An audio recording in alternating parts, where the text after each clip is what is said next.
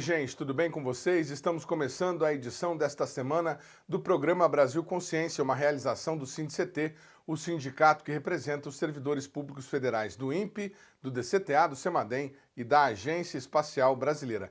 E no programa desta semana a gente vai falar sobre uma pesquisa inédita aqui no BCC e inédita praticamente em todo o Brasil. Um grupo de pesquisadores brasileiros está neste momento na Romênia em busca dos últimos exemplares de homens de Neandertal. Você vai saber mais sobre estes pesquisadores e esta pesquisa daqui a pouquinho ainda neste programa com todos os detalhes. Mas antes, a gente mostra para vocês como foi a visita do presidente Luiz Inácio Lula da Silva em São José dos Campos para conhecer um pouco dos projetos da indústria aeroespacial e de defesa aqui no cluster instalado na nossa região.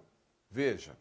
Presidente Lula, no momento em que ele vai descerrar a denominação desta aeronave que a Embraer entrega à Companhia Aérea Azul.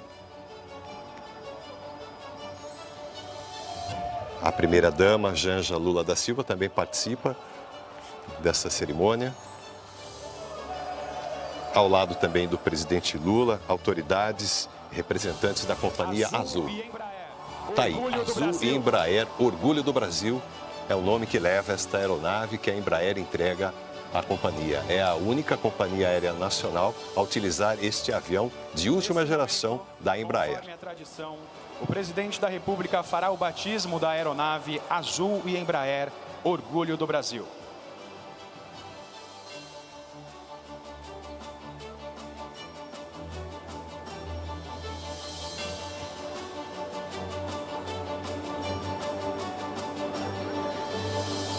Esta cerimônia na sede da Embraer em São José dos Campos acontece num momento importante para a indústria aeronáutica e de defesa do Brasil. Este setor tem um potencial de ser impulsionado ainda mais por políticas de incentivo à exportação e iniciativas como a Nova Indústria Brasil, que busca ampliar a inovação, a produtividade, a competitividade em direção a uma economia verde e voltada para a geração de renda e de empregos mais intensivos em conhecimento. O presidente Lula acaba de fazer aí o batismo simbólico desta aeronave, acompanhado aí do vice-presidente da República, Geraldo Alckmin, que faz o mesmo gesto. Momento festivo para esta grande empresa brasileira, presidente da Embraer fazendo também esse gesto de batismo desta aeronave, e o presidente da Companhia Aérea Azul.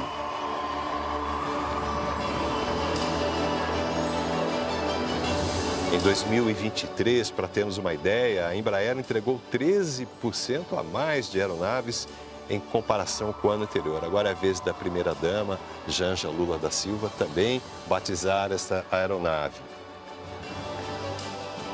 A receita da Embraer também teve um acréscimo em 2023 de 16% em relação a, não exatamente a receita, mas a rentabilidade foi a maior aí dos últimos 5 anos. Presidente da República, em um registro que ficará na história da indústria aeronáutica brasileira.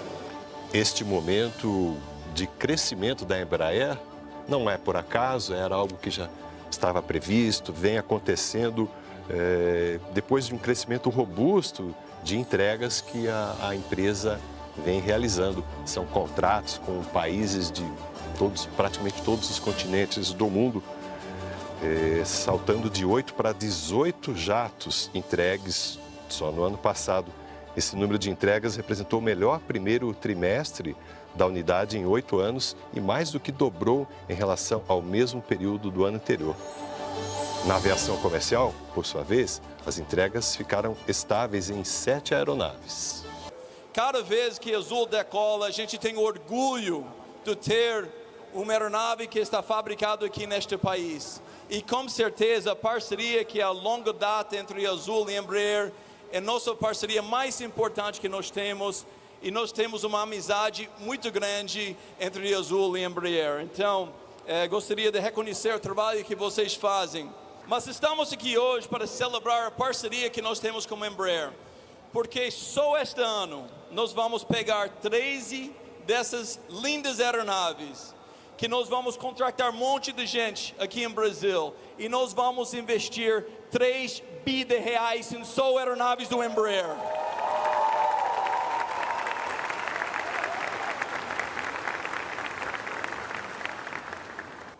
Nós temos mais ou menos, presidente, 3.000 pilotos dentro da nossa empresa. E esses pilotos têm uma responsabilidade muito grande para levar primeiro com segurança todos os nossos clientes para o destino. E você, neste momento, é o grande comandante do país. Então, você tem que ter um cap da Azul como comandante, tá bom?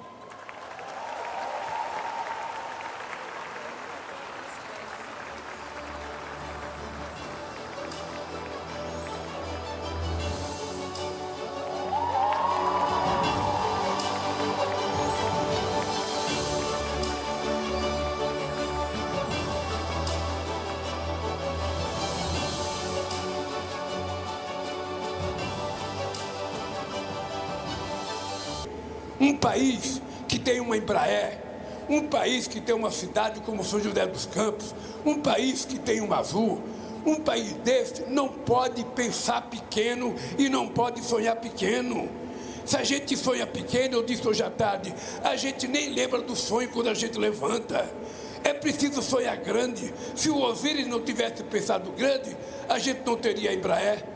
Se o Brigadeiro Montenegro não tivesse pensado grande, a gente não tinha o ITA. Ou seja, as coisas grandes, elas são resultado de muita coragem, não é com covardia. Então eu quero que vocês saibam que esse momento para mim é muito histórico. Não só porque eu fui guindado ao posto de capitão, como junto de comandante, como junto com a minha promoção, ganhei a comissária. Vamos fazer uma parceria muito bem equilibrada, para que a Embraer dê certo, para que a Azul dê certo, para que a Gol volte a comprar avião da Embraer, para que a Latam volte a comprar avião da Embraer, para que o governo volte a comprar os aviões que precisa comprar, para renovar a frota, cara. Está muito ruim a frota de avião, nós precisamos comprar mais. Perder. Então a gente está com problema, porque a nossa molecada, com 14, 15 anos, fica bom de bola, já é comprado para ir para o exterior. E agora eu estou sabendo que os engenheiros da Embraer também. Eu estou percebendo a Boeing que tentou comprar a Embraer, teve um piripaque lá nos Boeing, que não deu certo, ela não quis e não pagou sequer o cumprimento do contrato da multa que ela tinha, e instalou aqui um prédio para levar os nossos engenheiros. Então não é correto a gente formar engenheiro, investir dinheiro e depois vir alguém aqui cooptar a gente. Então jogador e engenheiro, nós estamos numa situação muito complicada que nós vamos ter que discutir. Esse é um problema que eu e o Alckmin vamos discutir, envolver o ministro do Trabalho. Não é que a gente quer proibir alguém de trabalhar lá fora, muito pelo contrário, mas a gente precisa discutir, sabe, que não é honesto vir aqui roubar nossos engenheiros sem gastar um centavo para formá-lo. Somos nós que gastamos dinheiro para formá-lo. Eu tenho muito orgulho, porque quando eu deixei a presidência em 2010, a Azul não conseguia dar conta da quantidade de passageiros que queria voar. Pela primeira vez na história desse país, os pobres desse país, trabalhadores, iam visitar os seus parentes no Nordeste de avião. As pessoas não aceitavam mais ir de busão, era de avião. Daí tinha gente que não gostava de ver pobre dentro do avião. Pobre às vezes não sabia nem sentar na cadeira, não sabia colocar a mala lá. Às vezes ia no banheiro, não sabia fechar a porta. Ao invés de ensinar, ficava nervosinho. Esses pobres estão ocupando meu espaço, esses pobres não têm das contas. Pois eu quero dizer uma coisa para vocês. Esse país só vai melhorar quando as pessoas mais humildes voltar a andar de avião. Quando a empregada doméstica puder viajar de avião. Porque senão não tem sentido. Eu estou falando hoje, no dia 26 de abril de 2024.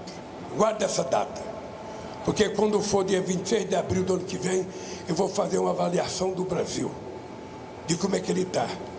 E eu quero dizer para vocês, esse país definitivamente vai voltar a ser grande, a gente vai ficar entre as maiores economias do mundo. E na minha opinião, esse país só será grande, Luizinho, quando o povo trabalhador não precisar receber Bolsa Família, quando ele tiver emprego de qualidade, salário de qualidade e ele poder viver às custas do seu suor e do seu sacrifício. É esse Brasil que me move. É esse Brasil que me deixa tão jovem. Eu falo para a Janja, eu tenho 78 anos, mas a energia é de 30 e o tesão político é de 20, porque eu estou aqui. Nada, o que me motiva é uma causa. É eu acreditar nas coisas. Eu sou filho de uma mãe que nunca desanimou. Às vezes minha mãe com 8 filhos não tinha comida para colocar no fogão de domingo. E minha mãe dizia, hoje não tem, mas amanhã vai ter. E a minha vida é essa. Se hoje a gente não consegue, amanhã a gente consegue. O que a gente não pode é desistir e desanimar, porque lutar sempre e desistir jamais. Um abraço, parabéns à Azul, parabéns à Embraer, parabéns aos trabalhadores e trabalhadoras da Embraer.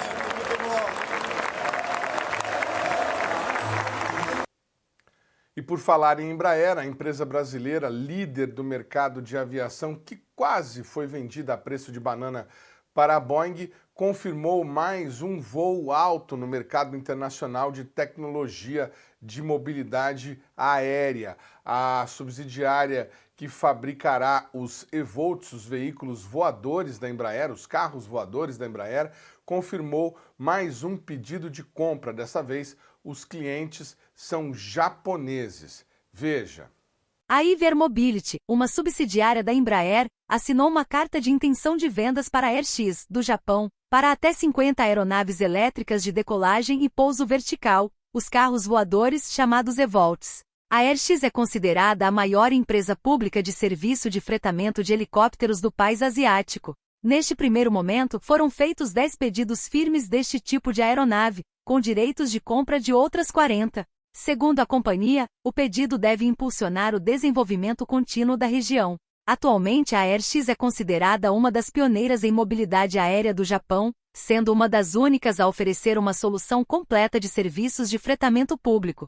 Em 2023, a IVE divulgou que sua primeira fábrica de eVolts será estabelecida na cidade de Taubaté, em São Paulo. A empresa iniciou a montagem do primeiro protótipo do carro voador em escala real, que dará sequência à campanha de testes. A IVE tem cartas de intenção de compra para quase 3.000 eVolts e a aeronave deve entrar em serviço em 2026.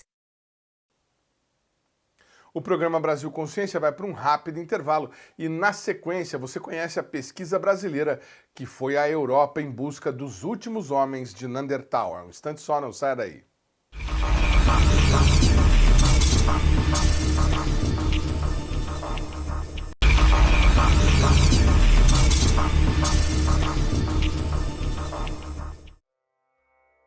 Os homens de Neandertal surgiram por volta de 400 mil anos atrás, na Europa, Oriente Médio e Ásia.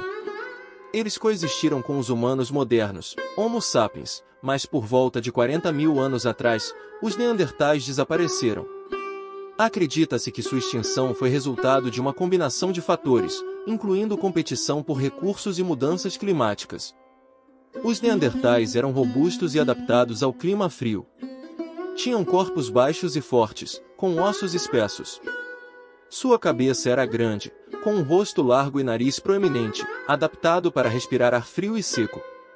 Tinham habilidades motoras sofisticadas e eram fisicamente fortes. Os Neandertais eram caçadores-coletores habilidosos. Caçavam grandes animais, como mamutes e bisões, e coletavam plantas para alimentação. Viviam em grupos familiares pequenos, geralmente em abrigos naturais ou cavidades rochosas. Há evidências de que cuidavam dos doentes e enterravam seus mortos, sugerindo alguma forma de cultura e organização social. Eles viveram em regiões que hoje incluem Europa, Oriente Médio e partes da Ásia. Descobertas arqueológicas fundamentais incluem o Vale de Neandertal na Alemanha, onde o primeiro esqueleto de Neandertal foi encontrado em 1856. Outros sítios importantes incluem La Chapelle-aux-Saintes na França e Shanidar no Iraque, revelando detalhes sobre seu estilo de vida e cultura. Os homens de Neandertal foram uma espécie humana única e fascinante, adaptada ao ambiente exigente em que viviam. Embora extintos há milhares de anos, seu legado vive em nossas descobertas arqueológicas e em nossa compreensão da evolução humana.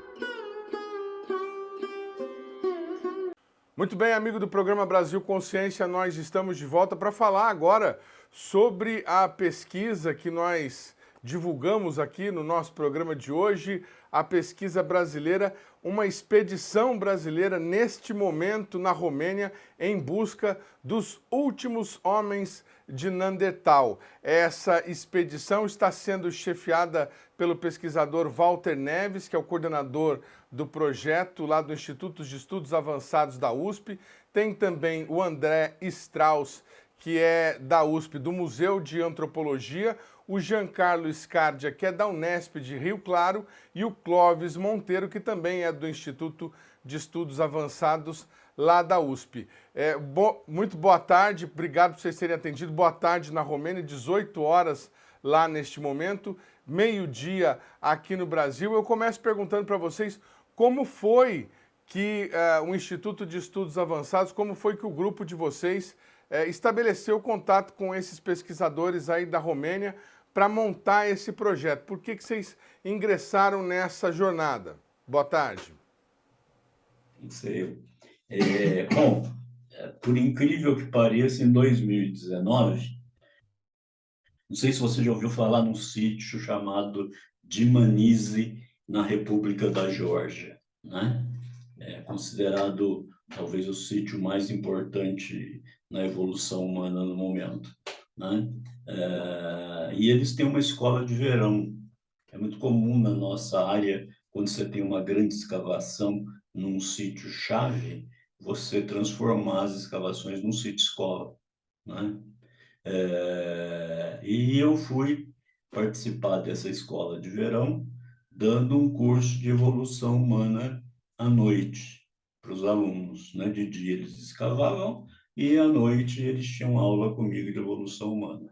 E aí, entre os alunos do curso, estava um professor da Universidade de Bucareste, o Stefan Vasili.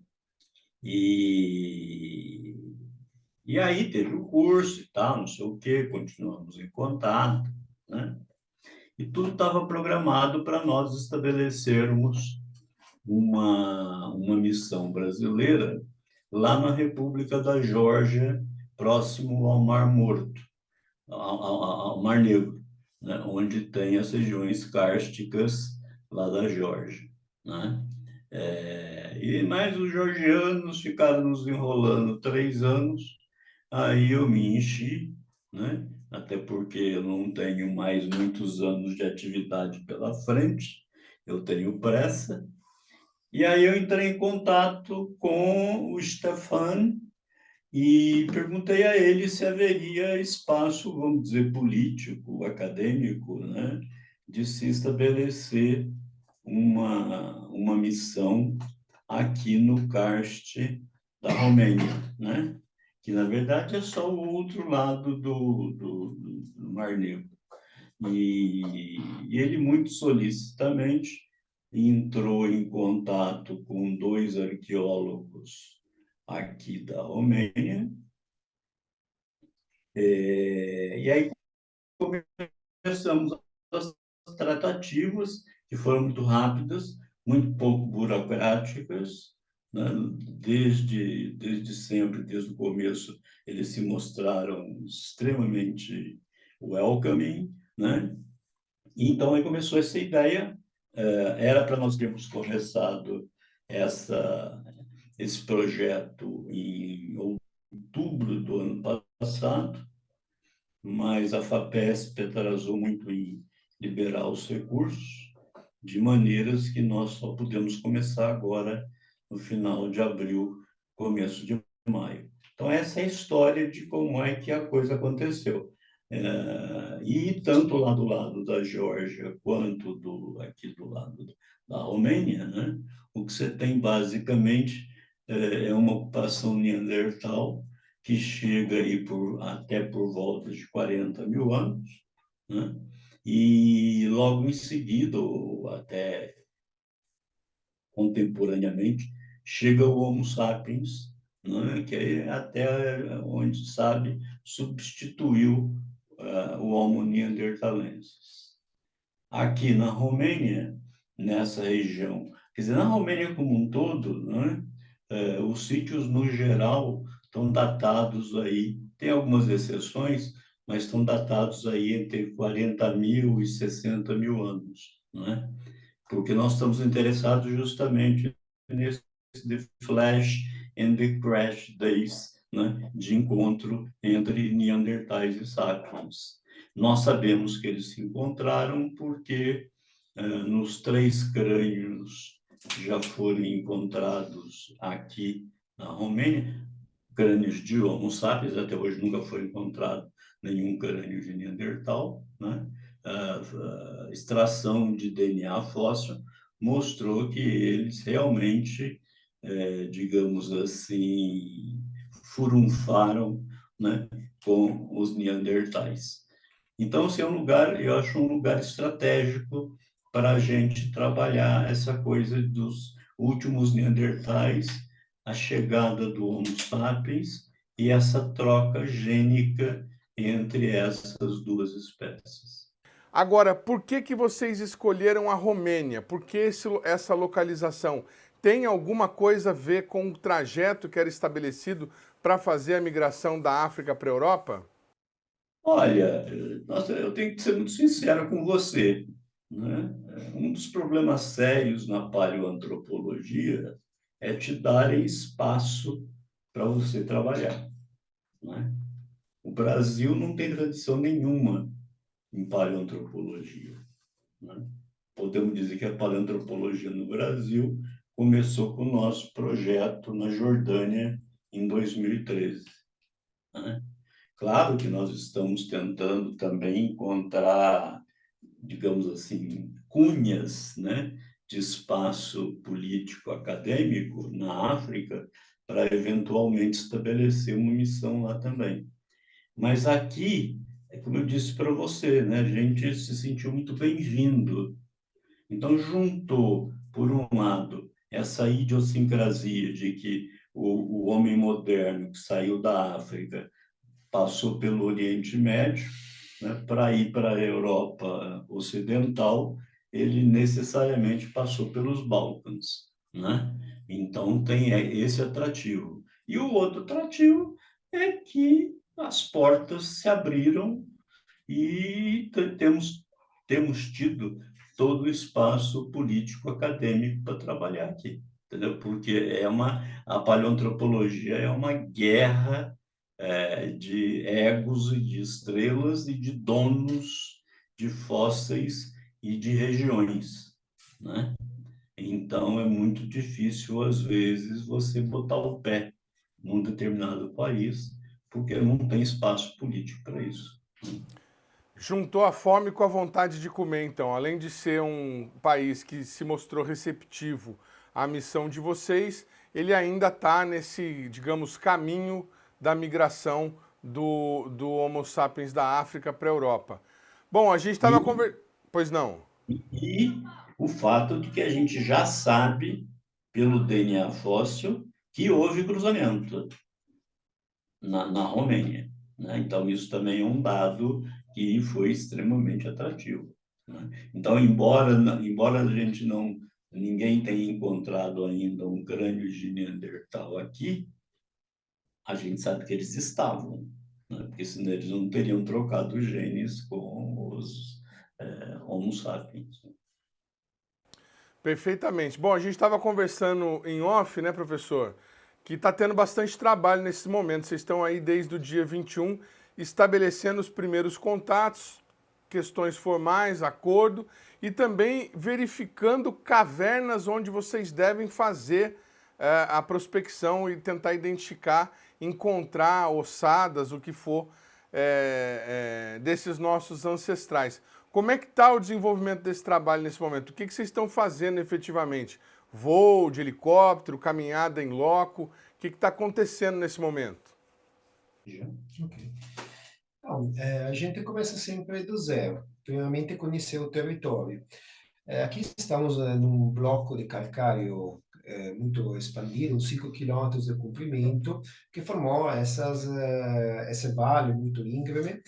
E a gente conversando com nossos colegas romênios que se ocupam de espeleologia, de geomorfologia e de arqueologia, eles nos introduziam a vários níveis de caverna. Tem caverna que estão 100 metros acima do nível do rio, cavernas que se estão formando agora no nível do rio e cavernas intermédias.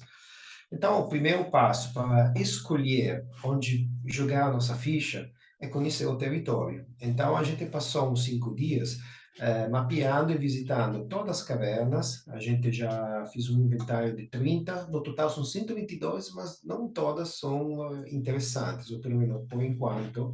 Começamos com aquelas mais fáceis, que já não são fáceis, porque o acesso é realmente desafiador.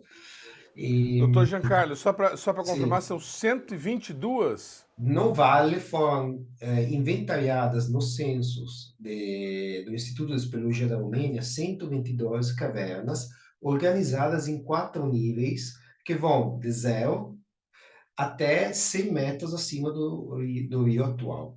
Por que isso é importante? Porque você tem que pensar, eu moro numa caverna.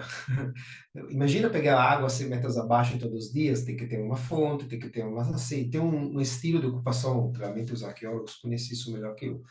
Mas o ponto é, eu sou um geólogo, então a gente começou com um mapeamento básico, visitamos todas as cavernas, batemos fotos, temos uma tecnologia LiDAR, com um sensor que permite fazer um mapeamento 3D da caverna, já tem as dimensões, as fotos, é um banco de dados que depois será avaliado junto com os colegas romênios para decidir, com base na experiência pregressa do Walter, do André, do Clovis, onde vamos jogar a nossa ficha. Porque assim, caverna, imagina uma caverna de 20 metros, você vai fazer uma sondagem de 2x2. Que deveria ser representativo de 20 metros. Então, o ponto onde você coloca a sondagem é fundamental. A caverna onde você vai fazer isso também é fundamental. Então, até agora a gente está mapeando. Amanhã temos um pouco o resumo o conselho, dizemos, com todos os pesquisadores envolvidos para começar a decidir algumas coisas.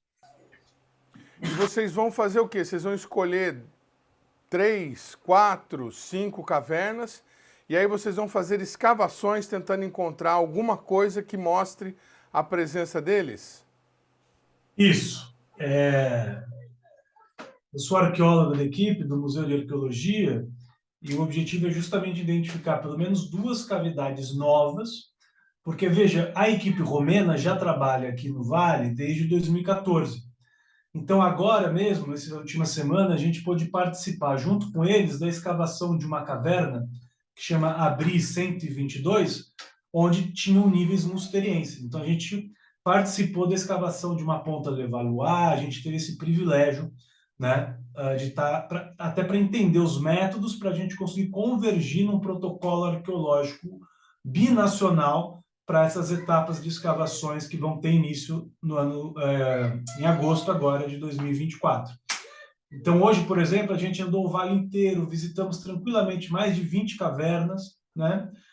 E vamos escolher 2 novas cavernas para serem escavadas. Ao mesmo tempo, a gente vai usar a expertise que o Brasil adquiriu nas últimas décadas em ciências arqueológicas, principalmente no Museu de Arqueologia, e em geocronologia, principalmente com a equipe do Giancarlo na Unesp, para revisitar as escavações de sítios neandertais que os romenos já fizeram, mas a gente vai trazer essa abordagem analítica para entender melhor os processos de formação e a cronologia desses depósitos. Então, arqueologicamente, nosso projeto tem 2 eixos: encontrar e escavar novos sítios neandertais e aplicar essa expertise que hoje a gente desenvolveu no Brasil nos sítios que já foram escavados pelos romenos e que a gente sabe que tem neandertais. O senhor falou em protocolo binacional de arqueologia. Como é que é isso? Porque, assim, aqui no nosso país a gente nunca fez arqueologia de antepassados Neandertal, de qualquer uma desses hominídeos. O que o Brasil tem para apresentar para esse trabalho? É verdade, a gente não tem Neandertal no Brasil, mas a gente tem uma ampla experiência de escavações em cavidades. Talvez no Congresso. Talvez no Congresso. Talvez no Congresso, é possível, Mas possível. excetuando-se o Congresso, na verdade, e também não tem por que ofender os neandertais, já que estamos aqui por causa deles, nós temos uma ampla experiência, né, na escavação de cavernas, escavações de cavernas, né? Inclusive, uma das minhas especializações no doutorado foi protocolos de documentação digital de escavações arqueológicas. Então, na prática, se é Neandertal ou se é Paleoíndio, importa pouco quando o objetivo é a documentação da escavação. Mas os colegas romenos já têm técnicas de escavações excelentes e modernas, né? Assim como nós também podemos dizer que temos no Brasil, pelo menos na academia, né? Então, essa troca, essa experiência dessas últimas semanas foi importante para a gente poder, como eu falei, convergir aí num protocolo binacional de escavação de sítios arqueológicos do Paleolítico Médio. E só uma dúvida, o senhor falou em cavernas novas, eu posso entender que são cavernas que nunca foram exploradas antes, novas no sentido de ser novidade para a pesquisa. Isso, que nunca nenhum arqueólogo, nenhum paleontólogo fez um buraco para ver se tem né, o que a gente chama de prospecção. E como sempre, é claro que há um risco envolvido de que a gente pode fazer esse buraco e não encontrar evidência nem Neandertal, nem de nada. Mas é a única maneira da gente avançar esse conhecimento. Qual que é a grande esperança do projeto? Que em alguma dessas cavernas a gente identifique não só as ferramentas de pedra feitas pelos neandertais, né, o chamado de musteriense, mas que a gente encontre, se não um esqueleto completo, pelo menos alguns fragmentos esqueletais de algum neandertal. Essa seria a grande descoberta. O programa Brasil Consciência vai para um rápido intervalo, mas a gente volta já já para continuar falando sobre a pesquisa brasileira em busca dos últimos homens de Neandertal. É um instante só, não saia daí.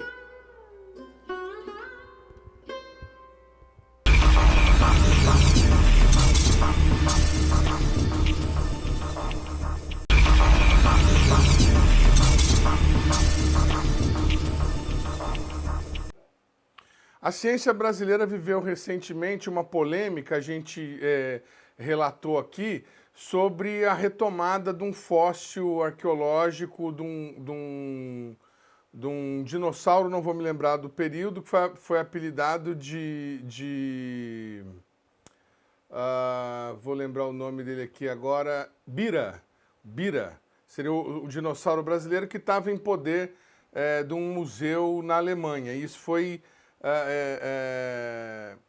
resgatado pelo Brasil. Na eventualidade dessa incursão brasileira identificar um esqueleto Neandertal numa caverna romena, esse esqueleto vai ficar onde?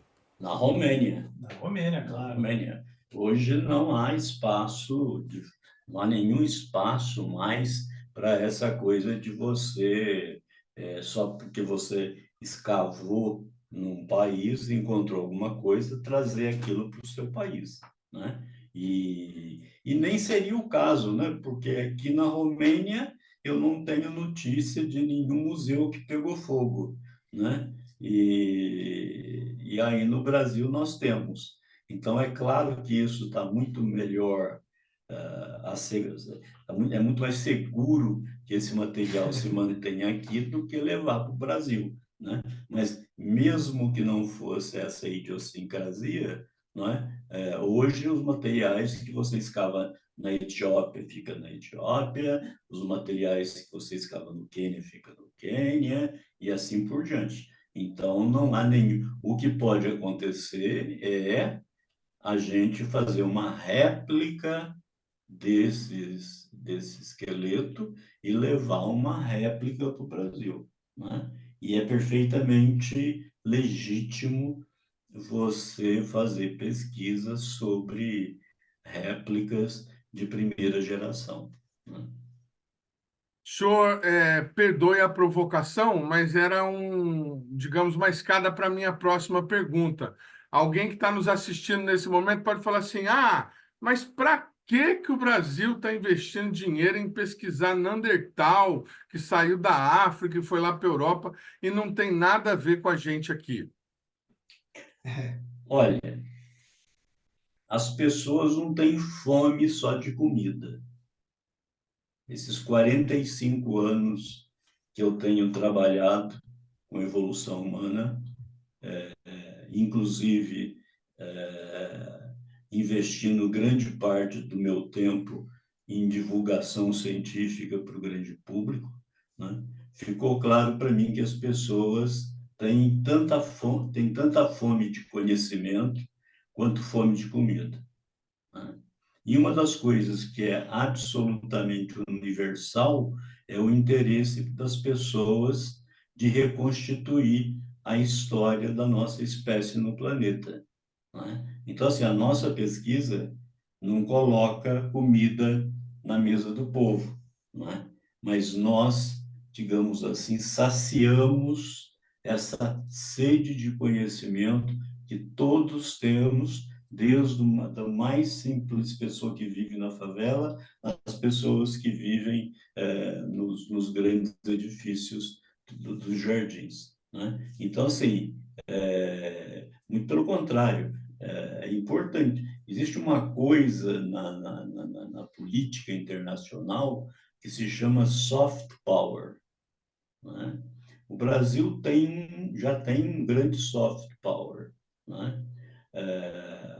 E os países que detêm fósseis ou que escavaram fósseis de hominíneos, né? Isso contribui em muito para o seu soft power, né? Então, assim, se nós descobrirmos aqui um esqueleto neandertal, ou até mesmo um esqueleto dos primeiros sapiens, né? Isso vai trazer, vai adicionar, né, muito ao soft power brasileiro, né?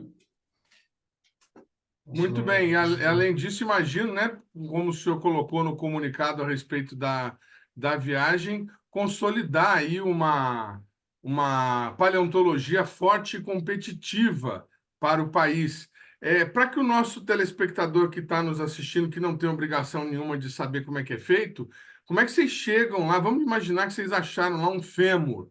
Como é que vocês vão saber se esse fêmur é de um hominídeo que viveu há 40 mil anos ou de um sujeito que foi assassinado há 10 anos e escondido dentro da caverna? Porque a gente data esse osso, né? Pelo carbono 14? Depende, Teste de carbono 14? depende da idade, né?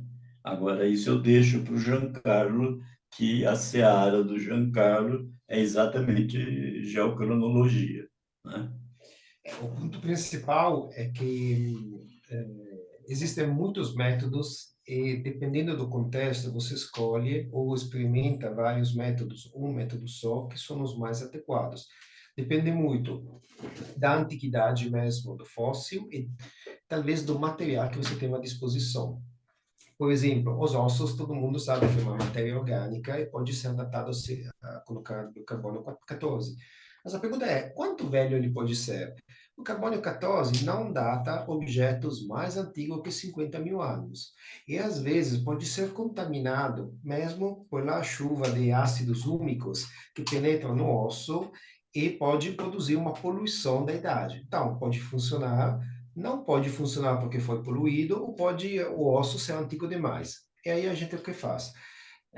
Encontramos, por acaso, na caverna, junto com os colegas da Romênia, algumas cinzas vulcânicas, porque descobrimos que a Romênia tem vulcões ativos, menos ativos que o resto da Europa, mas ativos. Então, a gente já sabe que dentro das camadas de sedimento onde podemos achar esses fósseis, temos cinzas vulcânicas. E a cinza vulcânica é fácil de ser datada com outros métodos, como o radiocarbônio, mas que usam outros átomos, como, por exemplo, potássio, argônio. Tem a calcita, que é o carbonato de cálcio que cria os espeleotemas, que pode também ser datadas com outros métodos. Então, dependendo do contexto, será escolhido o método. Já tem um network internacional de laboratórios com os quais colaboramos em diferentes métodos de datações e aparecendo a oportunidade, a gente já sabe como resolver. Já preparamos um leque de opções que serão escolhidas na hora da coleta. Agora, Muito bem, hoje. Pois não, professor? Eu acho que você tocou num ponto importantíssimo, quer dizer, uma coisa que é fundamental, tanto no projeto da Jordânia quanto nesse projeto aqui, é a formação de recursos humanos brasileiros, e romenos, evidentemente, né? Para a gente, eventualmente, ter uma primeira geração de paleoantropólogos que façam pesquisa competitiva nessa área do conhecimento, você entendeu? Então, formação de pessoal é fundamental nesses dois projetos paleoantropológicos que o meu núcleo, de certa forma, lidera, né? Muito bem, hoje, dia 29, vocês ficam aí até dia 4. O doutor André disse que vocês tiveram já a oportunidade de participar de uma expedição romena que está em andamento. O que deve acontecer aí de interessante para os próximos dias até que vocês retornem? E aí vocês retornam em agosto para um segundo momento. Esse segundo momento encerra, ou vocês teriam que voltar depois mais algum tempo? Quando que deve acontecer achamos ou não achamos? Bom, um projeto paleoantropológico, ele é sempre de larguíssimo prazo, tá? Achar um esqueleto neandertal aqui é como procurar, aqui ou em qualquer lugar, é como procurar uma agulha num palheiro, né? Então, assim, na próxima etapa, nós vamos colocar a mão na massa, né? Porque dessa vez o que nós fizemos foi acompanhar as escavações dos romenos para aprender, principalmente, a sedimentação e a estratigrafia dos sítios, né? Em agosto, setembro, nós vamos ficar 3 semanas, não é muito, mas são 3 semanas de trabalho. Justamente nós vamos começar as nossas primeiras interferências, digamos assim, reais nos sítios arqueológicos locais, né? Como disse o André, vai ter um eixo mais geoarqueológico e geocronológico, e vai ter um eixo mais arqueológico propriamente dito, né? Então, nós vamos trabalhar em sítios que já foram escavados pelos romenos, e nós vamos começar escavação em sítio que ainda não foi mexido, né? Porque você tem que lembrar também, assim, hoje você tem toda uma geração de arqueólogos profissionais na Romênia, mas como em todo lugar, né, eles foram precedidos por amadores, curiosos, naturalistas e tal, né? Então você tem que ter um olho muito refinado para saber se realmente ninguém mexeu naquela caverna ainda, né? Porque não basta perguntar para os nossos colegas agora, dizer, vocês já escavaram aqui? Eles podem dizer, não, nós nunca escavamos nessa gruta. Mas pode ser que há 60 anos atrás, né, alguém entrou lá com uma picareta e uma pá, né, e escavou amadoristicamente, né? Então, não é fácil você diagnosticar se uma caverna, se teve ou não intervenção numa caverna, entendeu? Quando vocês retornarem, serão vocês 4 ainda ou vai ter acréscimo de pessoas? Esse material que vocês estão pesquisando vai ajudar na formação de outros mestres ou doutores, ou mesmo graduandos no Brasil em alguma dessas especialidades?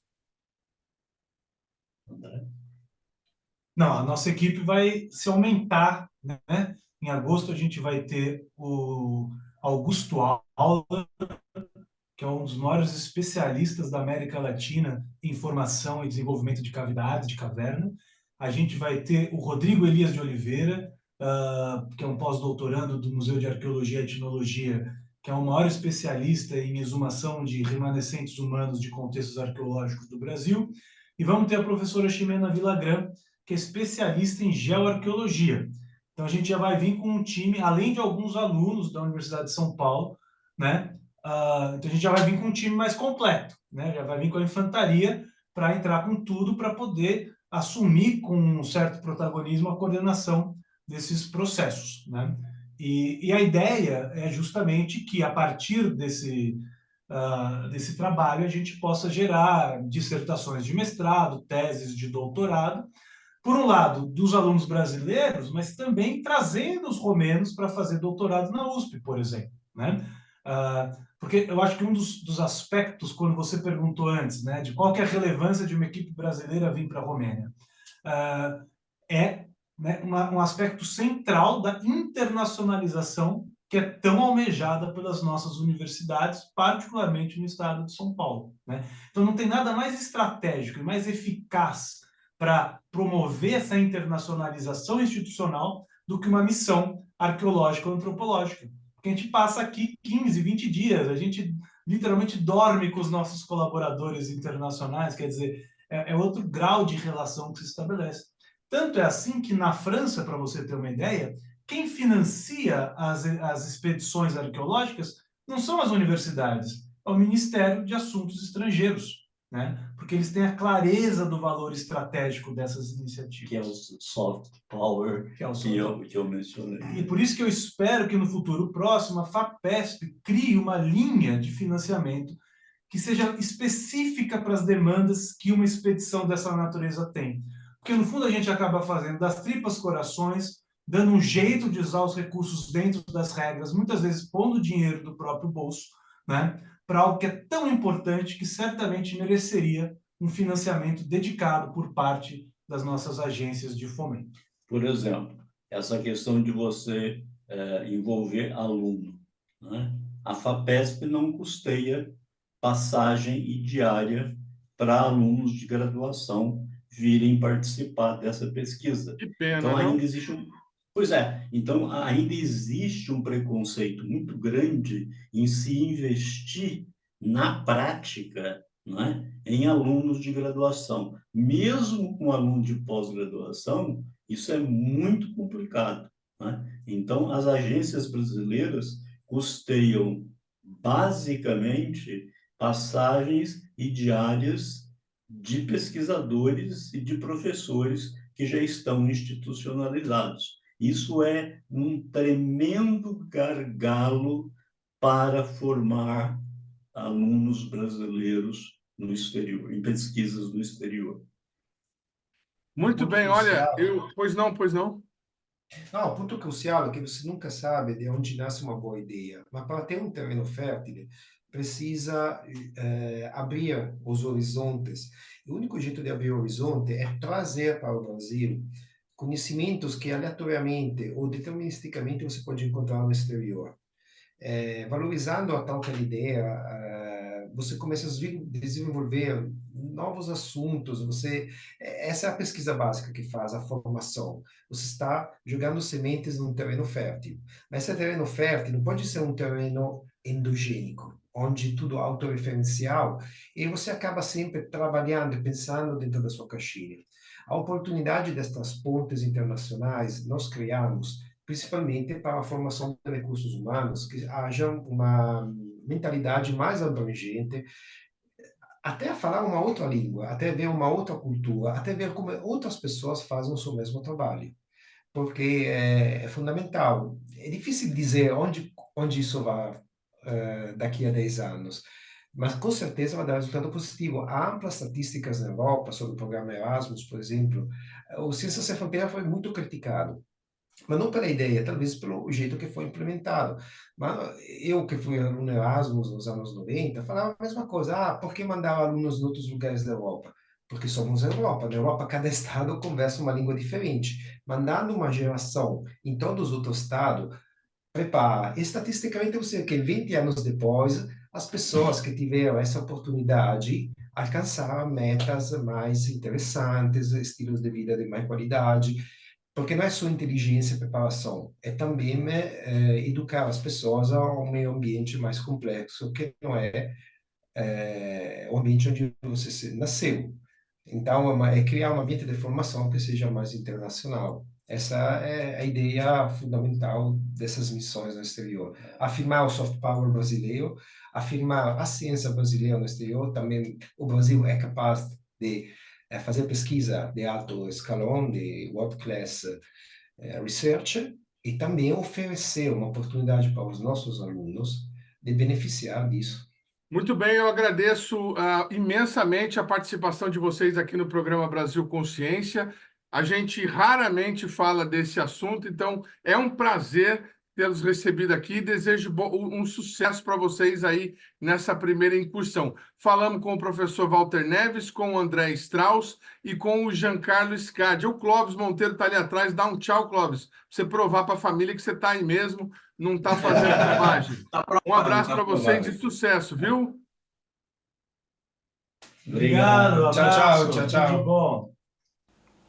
O programa Brasil Consciência de hoje vai ficando por aqui. Você que quiser conferir os demais programas produzidos pela rádio do SINDICT deve acessar a nossa página no Facebook, que está aí para você na tela neste momento. Você que quiser conferir os demais programas já produzidos pelo Brasil Consciência, tem à disposição o nosso canal ou o próprio canal da TVT. Dúvidas, críticas, sugestões e reclamações, nosso e-mail está sempre disponível para atendê-lo. A gente volta na semana que vem com mais uma atração inédita para vocês. Tchau, gente!